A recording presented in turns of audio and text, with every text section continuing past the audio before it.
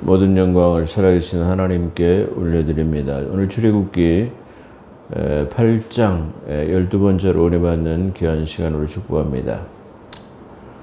눈을 들어 산을 보라. 너희 도움이 어디서 올고 천지만물 지으신 여호와 하나님께로다. 우리가 신앙을 가지고 있을 때 때로는 보이지 않고 들리지 않고 그러기 때문에 좀 답답할 때도 있고 내게는 역사하지 않은가 그렇게 생각할 때도 있습니다. 그렇지만 하나님은 여전히 살아계시고 우주 만물을 바라보면 해가 일정하게 떠서 일정하게 지고 또다시 떠서 지고 그래서 언어가 없고 전하는 소식이 없어도 그 소리는 온 땅에 통하는 것처럼 하나님은 여전히 살아계십니다. 그러므로 우리가 눈을 들어 산을 볼 때 도움이 우리가 사람이 세상이나 사람에게 오는 것이 아니라 보이지 않는 영적 권세를 가지고 계신 여호와 하나님께서라고 그렇게 생각해 볼 수 있습니다. 오늘 출애굽 12장으로 은혜 받습니다. 이 나라의 민족을 축복합니다. 또 제 동영상 설교를 시청해 주시는 동역자 여러분, 성도 여러분을 축복합니다. 제가 항상 설교 시작하기 전에 나라와 민족과 대통령을 위해서 그 다음에 우리 한국교회를 위해서 축복의 메시지를 전하고 있습니다. 근데 우리 이 설교문을 작성할 때 우리 한국교회를 축복하기는 좀 축복하고 싶지 않는 그런 생각이 때로는 들 때가 있어요. 물론 어렵고 힘들고 자기 사역을 감당하기 위해서 최선을 다하시는 분들을 위해서는 마땅히 축복을 해야죠.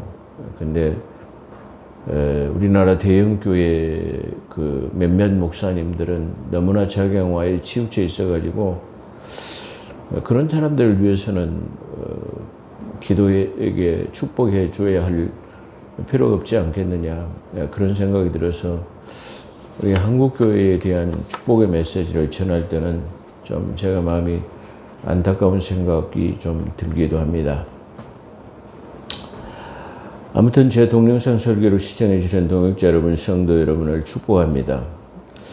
요 며칠 전에 여의도 순복음교회에서 이형훈 목사님께서 이 시국에 관한 입장을 표명하면서 많은 사람들에게 지탄을 받고 그렇게 파장을 불러오는 것 같습니다. 저 105기 한기 중에서 이용훈 목사님 저도 한 번 뵙기는 했습니다. 근데 그 이용훈 목사님께서 지금 여지껏 말씀을 안 하시다가 최근에 아마 시국에 관한 자기 소신을 밝힌 것 같습니다. 그런데 그 시국을 그 소신을 밝힌 것이 이것도 아니고 저것도 아닌 그런 것들인데, 물론 자기 그 내용 전체적인 내용을 보면 그분도 한쪽으로 좀 치우쳐 있는 것 같은 그런 생각이 좀 들기도 합니다. 그런데 어찌됐든 간에 이 여의도 순복음교회에 관한 한 최소한의 저의 생각입니다. 이렇습니다. 여의도 순복음교회는 우리 한국교회를 대표하는 최대의 건물과 성도를 가지고 있는 상징적인 의미가 있는 큰 교회이기 때문에 대표하는 담임 목사님의 발언은 신중해야 하며 또한 국익과 그리고 신앙의 본이 되어야 하는 진중함이 있어야 할 것입니다. 국익이 도움이 되지 못하고 신앙에 도움이 되지 못한다고 한다면 최대의 교회의 담임 목사로서는 좀 치욕적이지 않은가 그런 생각도 한번 해볼 수 있을 것입니다. 자, 그럼에도 불구하고 그의 발언은 나라와 민족에 도움이 되지 않을 뿐만 아니라 저는 누가 뭐라 하더라도 하나님의 말씀에 위배되지 않으면 저는 멘트를 하지 않는다라고 여러 번 말씀을 드렸습니다. 제가 그 분당에 이찬수 목사라든가 청부론의 김동호 목사에 대해서 이재철 목사에 대해서도 조금씩 언급한 것은 있습니다만은 물론 존경받아야 마땅하지만 그분들이 때로는 하나님의 말씀의 범주에서 벗어나기 때문에 제가 좀 비판을 하기도 합니다.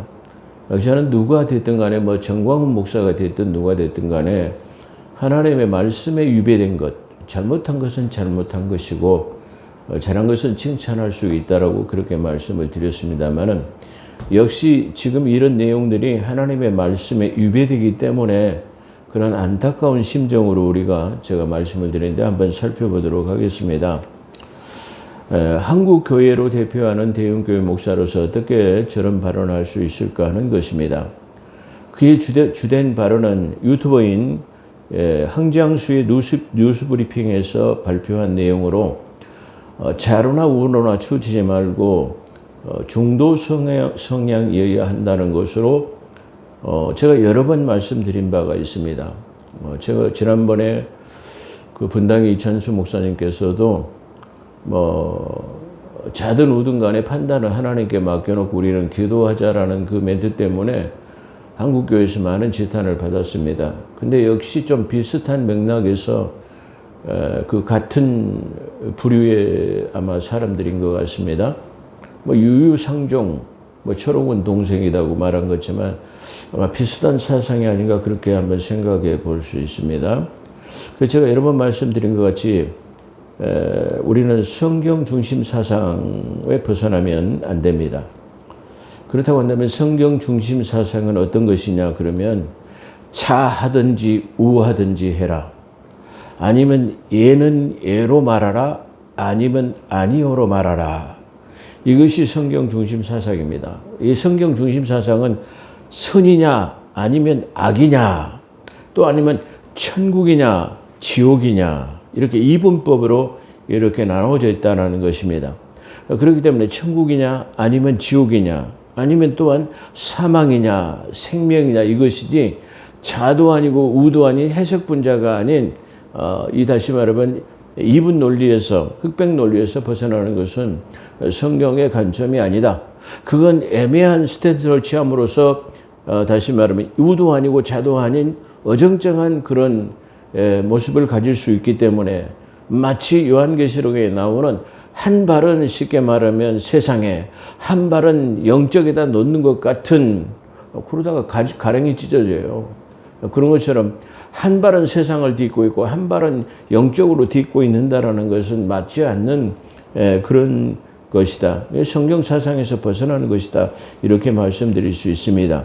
그렇기 때문에 성경의 흑백 논리는 바로 그것입니다. 자하든지 아니면 우하든지 아니면 예는 예로 아니면 아니오로 그 다음에 선이면 선 악이면 악 천국이면 천국 지옥이면 지옥 아니면 사망이냐 아니면 생명이냐의 이 두 가지를 가지고 있지 중간지대인 해석분자가 없습니다. 중간지대는 없습니다.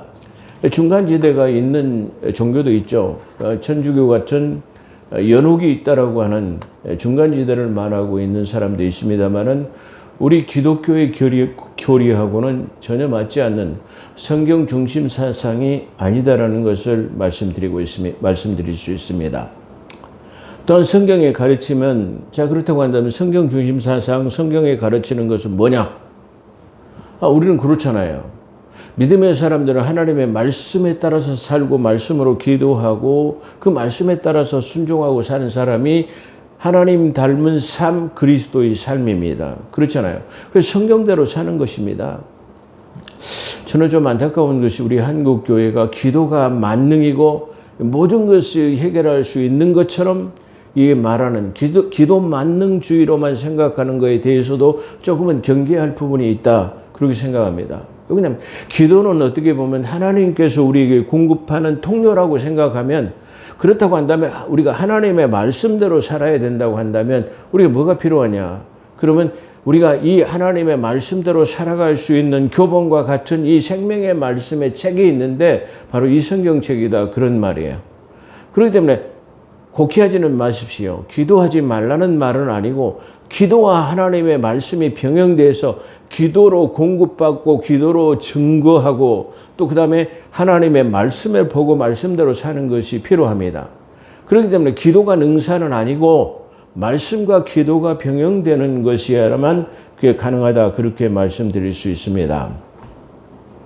자, 그렇다고 한다면 하나님께서 우리에게 주신 완성된 하나님의 말씀이 있는데 그 말씀의 가르침은 어떻게 말하냐? 그러면 나라와 민족 그리고 임금을 위해서 기도하라. 그래, 임금을 위해서 기도하라는 말, 오늘날 대통령을 위해서 기도해야 된다. 그런 말입니다. 디모데, 제가 이거 아마 수십 번도 말씀을 드렸을 겁니다. 그렇지만 지금 또 한 번, 지금 순복음 교회의 가난한 것 때문에 또 말씀드리는 건데요. 디모데전서 2장 2절에 보면 그렇게 나와 있습니다. 나라와 임금을 위해서 기도해야 하며 또한 유사와 간언을 비방해서는 안 됩니다. 비판에서는 유사와 간언은 뭐냐면은 다스리는 유정자와 그는 대통령까지도 포함되고 있습니다. 그렇다면 그걸 해서는 안 되는데 그걸 하면은 만약에 그 비판을 하게 되면 안 된다는 내용이 나와 있는데요. 바로 유사와 간언을 비방하지 말아라. 그렇게 지금 말씀하고 있는데 사도행전 23장 5절 그리고 출애굽기 22장 28절에 기록되어 있습니다. 그렇기 때문에 우리는 일단의 모든 주권은 하나님께서 나기 때문에 우리는 그 주권자를 흔들어서는 안 돼요. 국민이 선출한 임기를 보장해 줘야 하고 그가 잘 될 수 있도록 다시 말하면 기도해야 되고 그가 잘잘못에 대한 것은 역사가 심판할 것이다라고 우리가 한번 생각해 보면 될 것입니다. 또한 로마서 13장 1절 보면 위에 있는 권세는 누구죠? 대통령을 말합니다. 대통령의 권세에 굴복하고 복종해야 된다라고 합니다. 거기서 거스리는 자는 심판을 자취하리라 그렇게 말합니다. 아주 참 대단한 의미를 말해요. 자, 권세는 하나님께로부터 났기 때문에 그걸 순종하라고 하는데 하나님께로부터 난 권세에 대해서 불복종하는 것은 바로 다른 말로 하게 되면 하나님의 정면으로 거스리게 되는 정면으로 하나님을 대적하는 그런 결과를 낳는다는 것을 우리가 한번 기억해 보아야 될 것입니다. 성경에서는 다윗 같은 사람을 잠깐 언급해 보면 다윗은 자기 사랑하는 아들 아주 잘생긴 미남자 같은 압살롬에 의해서 탄핵되었습니다. 탄핵. 그래갖고 정권을 빼앗기게 되고 맨발로 버선발로 그야말로 도망을 가는 그런 결과를 가져왔는데요. 그때 그 다윗을 갖다가 이 저주했던 시므이라는 사람이 있습니다. 시므이라는 사람이. 그런데 나중에 이제 다윗이 이 탄핵에서 복귀돼 가지고 예루살렘으로 다시 복귀할 때 이 시므이가 나와 가지고 그때는 내가 좀 잘못했습니다. 좀 용서하시고 살려주십시오. 라고 그렇게 말했습니다. 그랬더니 다윗이 그 소인배가 아니기 때문에 그래 내가 용서해 주지. 그렇게 해서 그 시므이라는 사람을 용서해 줬습니다. 그를 비방하고 비판하고 그 조롱했던 사람이 바로 그 사람이에요. 제 얘기를 잘 들으시기 바랍니다. 이런 예가 성경에는 수없이 많이 있기 때문에 제가 대표적인 것으로만 말씀드리는 겁니다. 그래서 이 시므이가 와서 잘못을 고백하고 용서해달라고 그래서 소인배처럼 죽일 수는 없고 그래서 그렇게 하고 예루살렘으로 복귀해서 정치를 잘하다가 다윗이 이제 40년 통치를 마치고 이제 자기 아들 지혜의 왕인 솔로몬에게 그 정권을 넘겨주면서 네가 한 가지 기억할 것이 있단 말이야. 기억하는 것은 뭐냐면은 내가 그 탄핵되었을 때 그 압살롬을 피해서 도망갈 때 나를 저주했던 시므이라는 사람이 있단 말이야. 그러니 너는 그가 나에게 한 것에 대해서 잊어버리지 말아라 말이야. 그렇게 유언으로 부탁을 했어요. 그래서 솔로몬이 그냥 다윗이 용서해 준다고 했는데 또 불러다 처벌하면 소인배라는 이름을 이게 그 오명을 쓰게 되잖아요. 그렇기 때문에 자기가 하지 못하고 자기 아들 솔로몬에게 유언했습니다. 그래서 솔로몬이 그 시므이를 불렀습니다. 시므이를 불렀죠. 네가 과거에 내 아버지가 탄핵됐을 때 내 아버지를 비방하고 조롱했다며? 그렇습니다. 용서해 주십시오. 그래, 내가 용서해 주마. 우리 아버지께서도 용서하셨으니까. 그러나 너는 네 앞에 있는 개울을 건너지는 말아라. 너 그 안에서만 살아. 어떻게 보면 일종의 가택연금 같은 이 명령을 내렸어요. 네가 그 앞에 있는 시내를 건너면 반드시 너는 죽을 것이다 그랬어요. 그랬는데 그렇게 해서 좀 시간이 지났죠. 그랬는데 이 시므이 집에서 기르던 종이 도망을 갔어요. 아마 그 성품을 보면 알겠죠. 상전의 그 폭정에 아마 못 이겨가지고 아마 그 종이 도망갔던 모양이에요. 그 누가 와가지고 시므이가 가지고 당신의 종이 지금 도망갑니다. 그러니까 그 종을 잡으려고 하는 그 생각 때문에 강을 건너야 되지 말아야 된다는 걸 깜빡 잊어버리고 그 종을 잡으려고 강을 건너갔어요. 그래서 누가 솔로몬에게 고변을 했습니다. 지금 왕께서 명령하신 대로 저 강을 건너지 말라고 하셨는데 그 시므이가 지금 강을 건너가지고 종을 잡으러 갔습니다. 그래가지고 그 시므이를 잡아다 참수했다는 내용이 성경에 나옵니다. 바로 이 지금 아까 말한 것처럼 우리가 왕을 저주해서는 안 됩니다. 왕을 비방해서는 안 됩니다. 그에게 칼의 권세를 준 것은 그가 잘잘못을 가려서 하나님을 대신해서 심판의 권세를 하나님께서 주셨기 때문에 그를 심판하지 말아야 된다. 이렇게 말하고 그를 위해서 기도해야 된다는 것을 말씀드리고 있는 것입니다. 그래서 또한 로마서 13장 1절에 있는 내용의 말씀은 위에 있는 권세들에게 복종해야 합니다. 거스리는 자는 심판을 자처하리라. 그 하나님의 말씀을 떠난 인본주의 신앙은 그런 신앙이 지금 우리 한국교회에 만연되어 있습니다. 그러니까 어떻게 보면은 맞는 것 같지만 하나님의 말씀에 정면으로 배치되는, 다시 말하면 신본주의 신앙이 아닌 인본주의 신앙을 자기도 모르는 사이에 그걸 성도들에게 가르치고 있다는 것입니다. 어찌됐든 간에 다시 말해 성도들은 목사의 바로미터와 같은 것이기 때문에 목사의 행동이나 가르침에 따라서 그걸 답습하고 따르게 마련입니다.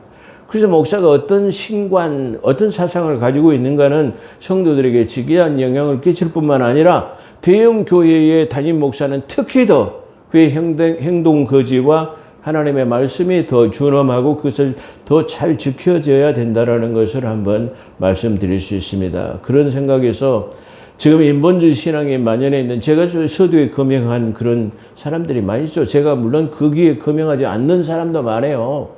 간첩 김원봉이를 존경한다든가 중국의 주석 누구를 말아 존경한다라는 대형교회 목사들이 한국에 수두룩 뻑적하니까 지금 우리가 이렇게 혼란한 거예요. 제가 언젠가 말씀드렸지만 중세교회가 왜 암흑시대입니까? 그 하나님의 말씀, 교회가 부패했기 때문이라고 제가 말씀드린 것처럼 교회가 혼탁하고 부패하면 나라와 정치와 경제가 혼란스러울 수밖에 없습니다. 그러나 한국 교회가 그러잖아요. 조영기 목사님이 잘한 것은 우리 70년대, 80년대 경제 성장을 할 때에 아주 복음의 메시지가 그 텔레비전, 공중파 방송을 통해 가지고 매일 전파돼 가지고 거기에 발맞춰 가지고 우리 한국 교회가 얼마나 성장했습니까? 그런 것처럼 교회가 성장하면 바로 정치 경제가 성장하고 나라가 성장한다라는 것을 우리는 볼 수 있습니다. 그렇기 때문에 우리가 이 국정 나라가 잘 될 수 있도록 나라와 임금을 위해서 기도해야 하는 것은 우리 교회의 본분이자 우리의 사명이기도 한 것입니다. 자, 본문을 오래 봤습니다. 겨울의 재앙에도 굴복하지 않는 바로에게 땅에 티끌을 쳐서 땅에 티끌을 쳐가지고 이가 되게 하라, 그렇게 말했습니다. 그래서 땅에 티끌이 이가 되어서 사람과 가축에게 오르고 바로의 요술사들도 이를 생기게 하려 하였지만 하지 못하고 바로에게 이는 하나님의 권능이 아니면 할 수 없는 것이라고 그렇게 보고하고, 그럼에도 바로의 마음은 완강하게 되어지고 여호와 하나님의 말씀같이 되었다. 여호와 하나님의 말씀같이 되었다라는 말은 하나님께서 이 바로 마음을 완강하게 해가지고 말이야, 나의 모든 능력, 다시 말해 내가 살아있는 전능자 하나님인 것을 그에게 보이기 전까지는 그가 반드시 한 번의 말을 듣지 않을 거다 말이야. 그런 것을 말하는 거예요. 그와 같이 되었다라는 말은 바로 이렇게 기적을 지금 몇 번, 세 번째까지 행했음에도, 재앙을 내렸음에도 불구하고 그의 마음이 완강해갖고 듣지 않았다라는 것을 지금 말하고 있다, 말씀드리고 있다, 그런 말이에요. 그래서 그럼에도 불구하고 바로의 마음이 완강하게 되어서 여호와 하나님의 말씀과 같이 되었다라는 말은 그런 측면으로 지금 말씀하고 있다, 그렇게 볼 수 있습니다. 자, 이 티끝이라고 하는 이의 재앙은 애굽의 신 중에서 셉이라고 하는 그런 신이 있었어요. 그러니까 이 사도 바울이 아덴에서의 이 복음을 전할 때에 야, 이 아덴 사람, 저 헬라 문화를 향해서 말하는 거죠. 너희들의 이 성기를 신들이 말이야 너무나 많도다 말이야. 너희의 종교성이 너무 열심히 많다 말이야. 그러나 그 신들은 헛것이야 라고 그렇게 말할 때 이 사도 바울이 볼 때 이 지금 로마라고 하는, 다시 말하면 저 이집트의 사람들이, 로마 사람들이 신들이 너무나 많아요. 전국 각지의 아주 모든 요소에 아주 각종 많은 그런 신들을 섬겼기 때문에 그런 측면으로 말하고 있어요. 그런 것처럼 이 지금 이집트에도 그 신이 있었는데, 티끌이라는 신이 있었는데, 또 이 땅의 신이라고 하는 것이라고 말할 수 있는데 셉이라고 합니다. 이 셉이라는 신이 있었는데 다른 말로는 게브라고 그렇게 말할 수 있습니다. 그래서 그 이집트의 신 중에서 셉이라고도 하고 게브라고도 불리는 이 신은 땅의 신을 말하는 것으로서 땅의 신도, 땅들의 신도 하나님이 심판하시겠다는 의미가 포함된 것으로 우리가 볼 수 있습니다. 성경에서는 신, 그렇게 이렇게 표현할 수도 있죠. 소문자로 표현한 신들이라고 표현하는 것도 있죠. 그래서 신들은 성경에서 많은 하나님의 천사들을 말할 때 신들, 소문자로 가수로 표현하고 있습니다. 근데 하나님 그 전능하신 분을 표현할 때는 바로 대문자로 표현하고 있는데, 하나님 자신을 말할 때는 신, 그러지만 바로 다시 말해 창조 사역에서 그의 사역을 돕는 다시 천사들을 표현할 때는 바로 신들이라는 표현으로도 사용하고 있다는 것을 우리는 시편을 통해서 얼마든지 볼 수 있는 것입니다. 마치 그런 것처럼 애국에서는 신들이라고 하는 이와 같이 개구리의 신, 이의 신, 파리의 신, 모든 아주 각종 이게 타산의 신들이, 아주 풍요의 신들, 여러 가지 모든 것들이 이집트와 애국에 이렇게 만연되어 있었다라는 것을 우리가 볼 수 있는데, 바로 이 티끌을 쳐가지고 이가 되게 하는 이 땅의 신들도 사실 내가 심판할 수 있는, 그걸 내가 심판해버리겠다라고 하는 하나님의 의지가 그 속에 들어있다라는 것을 우리가 볼 수 있습니다. 자, 지금 어떻게 보면은 지금 마지막 때가 되어 있기 때문에 어떻게 보면 마지막 때는 주의를 피하자는 사람, 마지막 때에 내가 참 믿음을 보겠느냐라고 말씀하신 하나님의 말씀에 따라서 교회가 부패하고 병들어가고 나라가 부패하고 병들어가고 그런 속에 살고 있습니다. 그러나 그럼에도 불구하고 우리는 하나님의 말씀에 순종하고 기도하는 삶을 살아야만이 되는 것입니다. 우리가 하나님의 말씀을 떠나서는 살 수 없어요. 하나님의 말씀을 떠나서는 물고기가 바로 물을 떠나서 떠난 것과 같습니다. 그래서 우리는 하나님 안에 있을 때, 그러죠. 우리가 시냇가에 심은 나무같이 되어졌을 때, 하나님 앞에 있을 때 그와 같이 될 수 있다는 사실을 우리가 볼 수 있습니다. 그런 것처럼 우리가 마지막 때가 되어지면 더욱 가까이 하나님 앞에 나아가는 그런 삶이어야 됩니다. 하나님의 말씀에 더욱 순종하는 그런 삶이어야 됩니다. 다시 말해 세상의 탐욕과 탐심을 쫓아서 살게 되면, 권력에 빌붙어서 살고 부와 명예에 빌붙어서 살게 되면 반드시 그것은 패망하게 될 것입니다. 그러잖아요. 우리가 그런 경우를 너무나 많이 보잖아요. 너무나 많이 주변 환경에서 너무나 우리는 이 자연 만물이나 우리 주변의 환경을 보면서도 하나님이 살아계신다는 걸 전부 다 우리가 부인할 수 없는 것이 우리 눈으로 너무나 많이 목격돼요. 어제 제가 우리 집사람 어디 가면서도 그런 얘기를 했습니다. 우리 주변에서 잘 되는 것 같지만 마침내는 망하는 사람들이 있어요. 물론 그런 분들이 들으면은 좀 안 좋게 들릴 수도 있지만은 아마 어떻게 그래도 쓴 소리라도 달갑게 받아들이면 좋은 계기가 되어질 것으로 봅니다. 그 돌 깎아가지고 우상을 만드는 이 성물 만드는 그런 곳은 아주 이 중후하고 번창하고 아주 그 대지가 넓고 아주 엄청난 규모를 가지고 있는 그런 성물 만드는 곳들이 많아요. 근데 어느 때인가 보면은 그것들이 전부 다 망가져버리고 망해 있는 것을, 문 닫혀 있는 것을, 우리가 폐허가 되어 있는 것을 우리가 너무나 많이 봐요. 우리 순천 주변에도 별량에도 있고 여기 구례 가다가도 보면 있고 어디 가다 보면 있고 그런 곳이 서너 곳이나 있어요.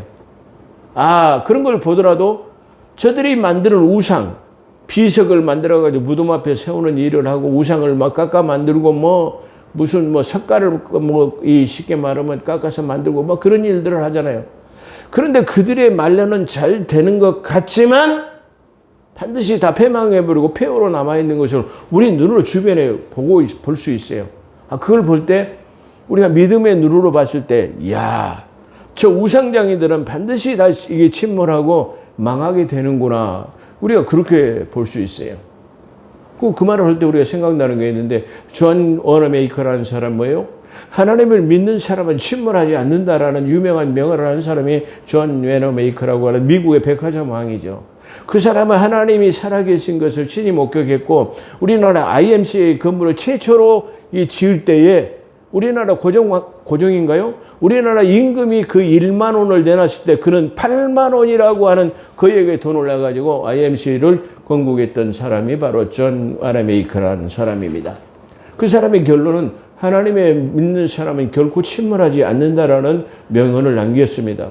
그런 것처럼 우리 주변에도 얼마든지 우상을 섬기는 사람의 말로를 봅니다. 그러나 우리는 하나님을 열심히 섬긴 사람의 말로는 결국은 영생이요, 생명이요, 할렐루야.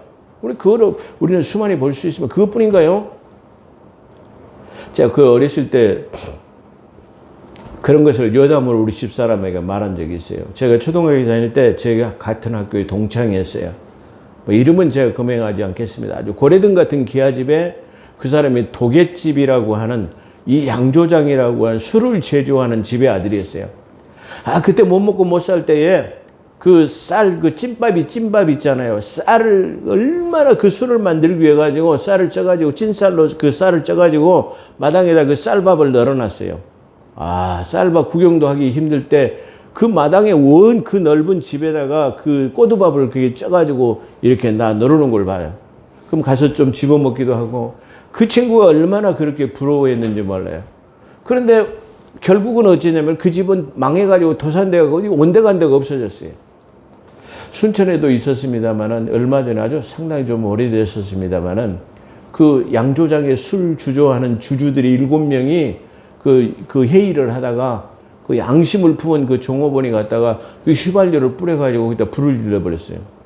그래가지고 양조장 하던 사람이 다 그 자리에서 7명이 지주가 다 죽어버렸어요. 여러분 잘 아시는 미국의 아주 패밀리 가족이죠. 로얄 패밀리라고 하는 케네디 가족을 우리가 볼 수 있는데요. 케네디의 아버지가 어떤 사람이냐면은 양조장으로 돈을 번 사람이에요. 근데 그 양조장으로 돈을 벌었는데 그 아들들이 전부 다 정신병자, 비행기 사고로 죽고 저격당하고 암살당하고 이렇게 하고 전부 죽었어요. 왜 그럴까요? 우리 한번 생각해 볼 수 있는 그런 거예요.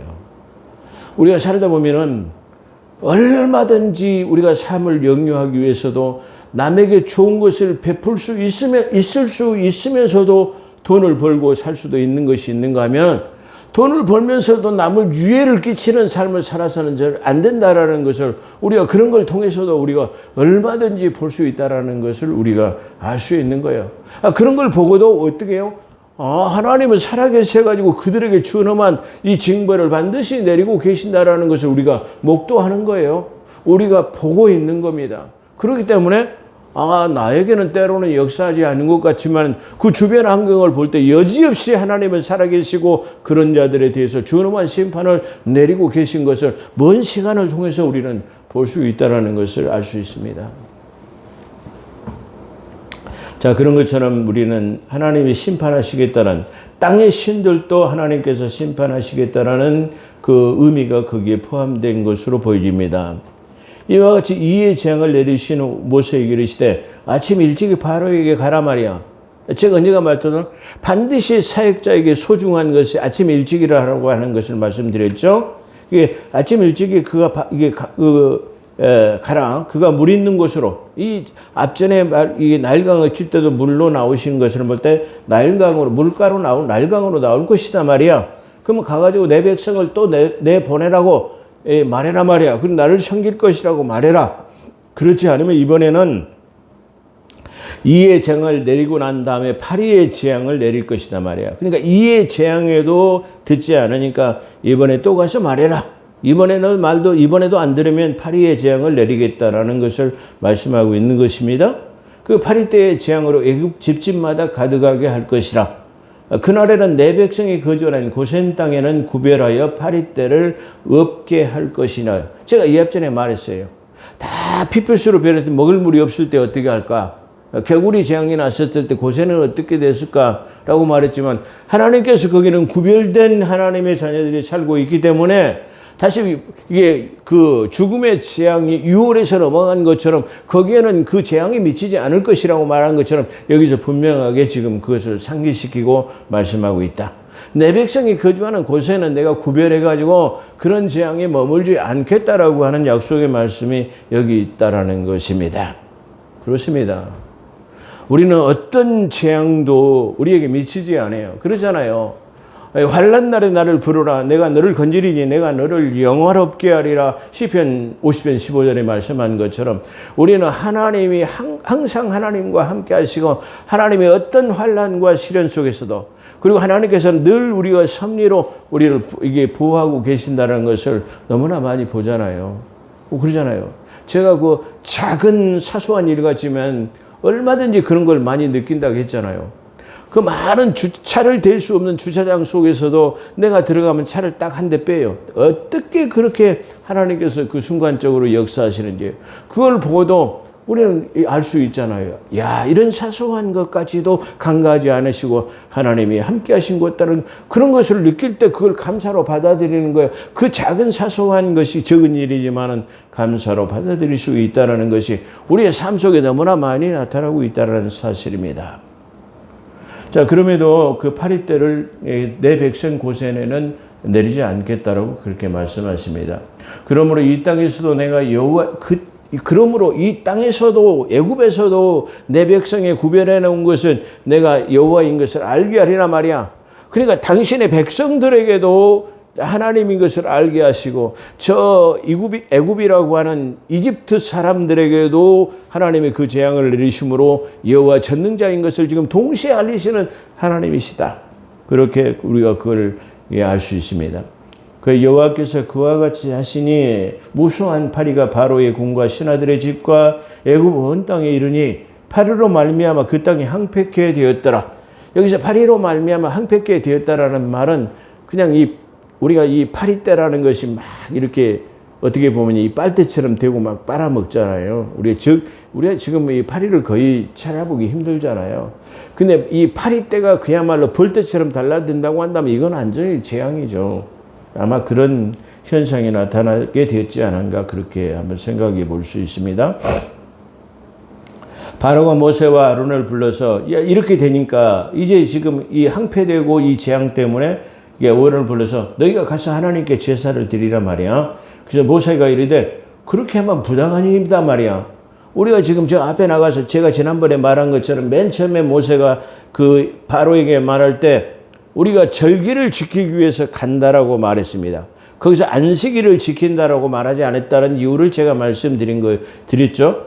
그러니까 지금 가서 예배 드리라 그러니까 지금 그 부당하단 말이야. 왜 부당하냐? 부당한 이유를 여기서 말하는데 우리 하나님께 제사 드리는 것은 애굽 사람이 싫어하는 바인즉 우리가 만일 애굽인의 목전 저 보이는 데 가지고 예배를 드리면 목전에서 제사를 드리면 그들이 그것을 미워하여 우리를 돌로 칠까 하나이다.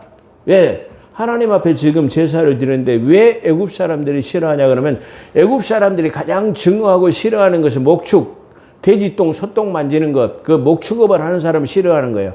거기다가 또 지금 이거 하나님의 제사를 드리려면 희생양, 양의 목을 치고 각을 뜨고 해가지고 피를 뿌리고 쉽게 말하면 이런 일들을 해야 되는 거야. 그 희생의 제사를 치려면 소의 목을 자르고 양의 목을 잘라가지고 희생의 제사를 드려야 되는데 그걸 보면은 마치 옛날에 그 양반들이 그 상민들의 고기를 잡는 걸 보고 이 상민, 다시 말하면 그걸 이 천대시하는 것처럼 저 애굽 사람들이 가장 천대시하는 것들이 바로 그런 일이다 이 말이야. 그걸 보게 되면 우리가 하나님의 제사를 드리기 위해서 희생 제사를 드리면 우리를 그걸 당신들이 싫어하기 때문에 우리를 돌로 칠까 합니다. 그렇기 때문에 우리는 가까이 가서는 못하고 저 3일길 멀리 3일이라 아주 멀리 떨어져 당신들이 볼 수 없는 곳에 가서 드리겠습니다. 그런 내용입니다. 애굽인들이 미하는 것을 싫어하는 것은 말씀드린 것처럼 짐승을 잡아서 핏부림과 희생의 제사를 드리는 것을 지금 말하고 있다. 그러나 우리가 사흘길쯤 가서 그렇기 때문에 우리는 당신이 말한 것은 부당하고 가까운 데 가서 예배 드리는 것은 안 맞고 사흘길쯤 가겠다라고 하는 것. 그러니까 점점점 이게 점진적으로 지금 이거 하나님의 약속이 성취되어져 가고 있다라는 것을 말하고 있기도 합니다. 그러나 우리가 사흘길쯤 가서 하나님께 광야에서 제사를 드릴 것입니다. 바로는 그렇게 하라. 하지만 너무 멀리는 가지 말라. 그렇게 말하죠. 그 모세와 아론이 하나님께 와서 그렇게 이제 3일길은 가서 예배를 하라고 거기까지는 지금 양보했습니다. 그렇게 말하는 거죠. 그렇기 때문에 하나님께서 그 말을 들으시고 이 파리떼를 제하셨습니다. 파리떼를 또 제하는 걸 보니까 바로 마음이 변했다라는 것을 말하고 있습니다. 여기까지가 8장의 내용입니다. 다음에 13강부터는 9장을 통해서 은혜 받는 귀한 시간이 되기를 소망합니다. 기도하겠습니다.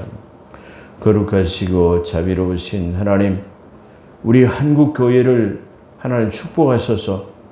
진정한 하나님 인본주의 신앙이 아닌 신본주의 신앙, 하나님의 신정 통치 국가가 되는 나라가 될 수 있도록 하나님이 섬기기에 가장 좋은 나라, 하나님의 세계로 복음을 증거하는 하나님 통일 국가, 하나님 아버지 복음의 왕국이 되어질 수 있도록 우리 하나님께서 함께하여 주시옵기를 하나님 아버지 간절히 바라옵곤 합니다.